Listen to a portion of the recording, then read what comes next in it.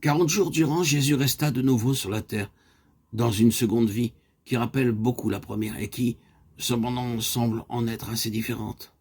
On le vit en Judée, en Galilée, de nouveau au bord du beau lac de Tibériade, mangeant du poisson avec ses disciples et leur parlant exactement comme jadis.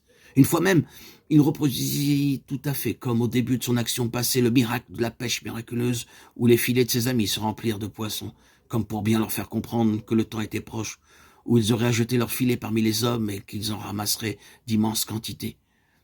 Mais, en même temps, cette période de 40 jours fut pleine de phénomènes étranges et qui prouvaient que Jésus ressuscité d'entre les morts n'était plus exactement semblable à un simple homme.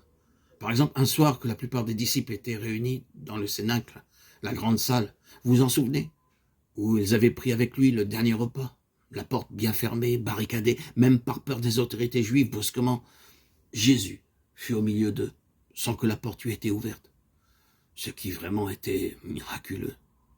Et des faits de ce genre, il y en eut un bon nombre durant tout le temps de cette vie ressuscitée. C'était même si étonnant que certains parmi ses anciens amis hésitaient à croire à toutes ces choses. L'un des apôtres, Thomas par exemple, qui ne s'était pas trouvé avec les autres lors du miracle de la résurrection, refusait d'y croire. Et quand on lui disait « Nous avons vu le Seigneur », il répondait « Moi, si je ne vois pas la marque des clous dans ses mains, et si je ne mets pas mon doigt à la place des clous et ma main dans son flanc, je ne croirai point. » Mais un jour qu'il était avec les autres, les portes étaient encore fermées. Jésus parut. Il appela Thomas. « Mets ton doigt ici et regarde mes mains. Approche aussi ta main et mets-la dans la blessure de mon flanc. Crois-tu maintenant, Thomas ?» Et l'apôtre, tombant à genoux, ne put que balbutier, éperdu d'admiration et de crainte. « Mon Seigneur et mon Dieu. » Ainsi s'écoulèrent ces 40 jours, dans le bonheur que vous pouvez imaginer.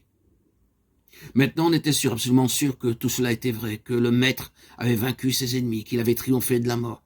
Toute son œuvre apparaissait donc promise à la victoire.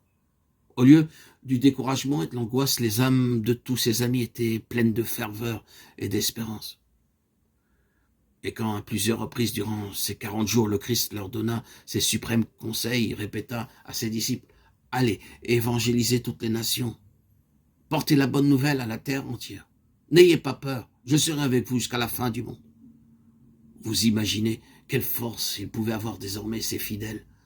Non, rien ne les arrêterait plus maintenant. Les noirs complots des ennemis, la ruse ni la violence, rien ne pourrait avoir raison de leur enthousiasme.